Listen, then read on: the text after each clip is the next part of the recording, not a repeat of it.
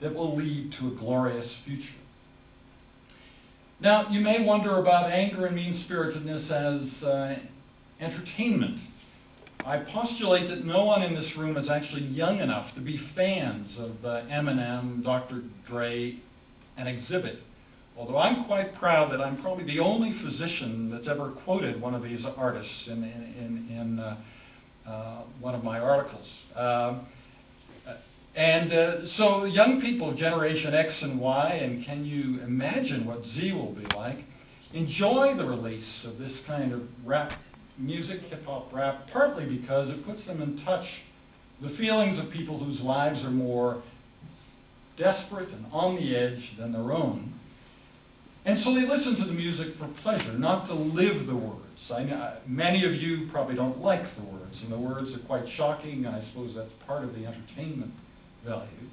Then the other thing which you may be more familiar with, Napster and the attempts to make sense of this peer-to-peer sharing of music files and so on. Napster has come about not because young people are mean-spirited thieves who do not respect intellectual property, but because technology has made peer-to-peer computing possible and the drive to share music is very strong. Napster is the first example of diversified peer-to-peer computing that will eventually become mainstream in society, evolving in parallel an economic system to fairly compensate artists. Now, many of you may regard the internet as something that leads to bad stuff, that it leads to feelings of isolation, depression, lack of connectedness to other human beings. And there's a study that on a statistical basis seems to have proven that does occur, a 1998 study where they gave computers and internet connections to people who would not otherwise have them at a time when none of their friends or colleagues had them, and looked at the effects of that on their outlook on life and feeling of depression, and they found that giving computers and internet connections to these people made them feel less happy and increased feelings of depression. But that was before the internet was mainstream. Today the internet is mainstream in first world countries. So that a person who spends more time online today is more likely to be in contact with friends, family, and colleagues, not less. Email discussion groups for patients and their families are now highly important adjuncts to the healthcare system. So they seem to be something positive, not something that contributes to mean-spiritedness. Now, if you think about it, real life is in 3D. And yet, virtually all images that we look at least in medicine, are 2D images. There are some exceptions to that in radiology, but it looks like in the future, computer-generated 3D graphics will one day play an important role in surgery, medical imaging, and medical education. And so it's important for physicians looking toward the future, as we're trying to in cyberMedicine, to kind of engage ourselves in 3D imaging and 3D art. And we stumbled upon one of the best examples of the use of 3D graphics, which challenges you to decide what this series of graphics is all about. And this is the website of the artist Frogdot and the RedRope project. And yesterday you saw some art with a red strand going through it. And here is a whole series of images that has this red rope going through it. The artist does not explain what the red rope is, but solicits theories. And currently on his website, there are 53 theories. And ours is the only one that has anything to do with the internet and the great interconnectedness of human beings. But Sheila and I feel that's quite obvious. That's what the red rope is. So you can see what you think about it. So these are all 3D images produced with the program Corel Bryce. And so here you are in your living room, and the red rope is going through your living room into your TV set, into an image of the world out there, and crossing all parts of the world, including those that are very cold and snow-covered, and perhaps this is Fantasy Island or Galapagos Island. And this you'll recognize as the Kursk.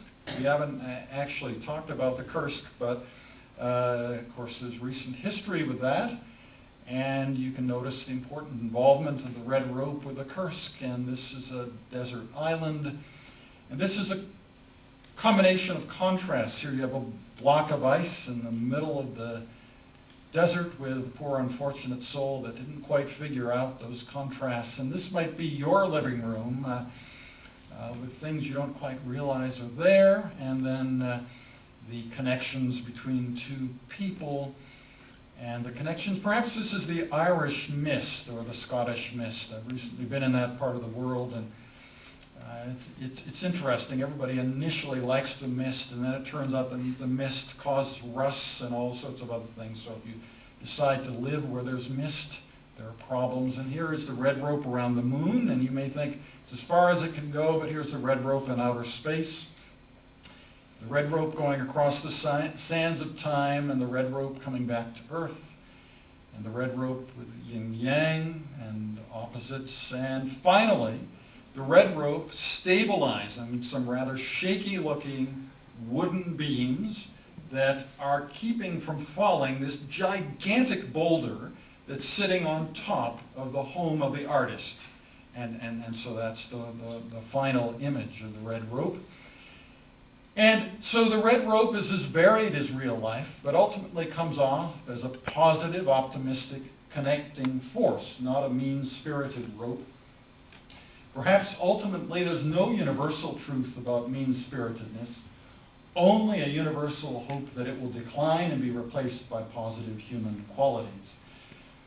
So in the end, this is a good news story, and you know what that means? It means it's probably not going to make it to the headlines, because it's not quite mean enough to make it to the headlines. Probably won't make it to CNN and New York Times, but that's okay, because if there are kernels of universal truth here, we can rely on the great interconnectedness of human beings, those of us in this room and elsewhere, RedRope and the internet, to get the word out.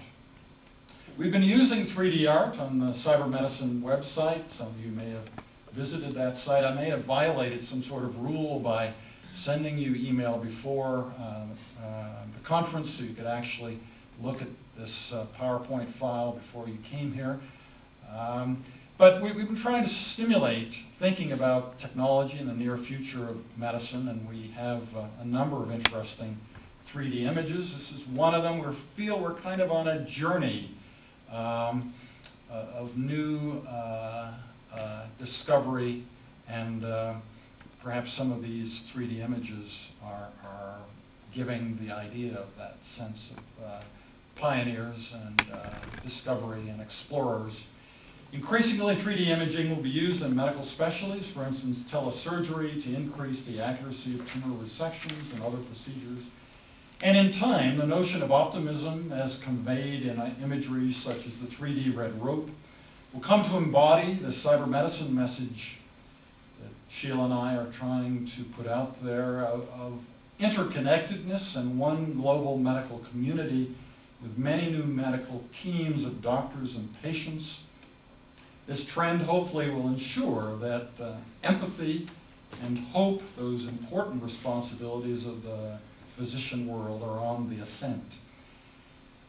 Now, as a postscript, you're in Canada, and there are some strange things you may not realize about Canada, but they're quite remarkable. The leader of the country, Prime Minister Jean Chrétien, has vowed to make Canada the most connected country in the world.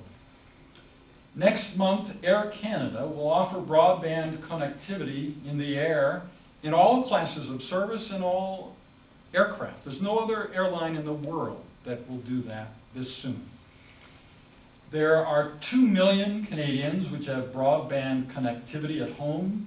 This is not a very populous country, so that's 6% of the population of 31 million.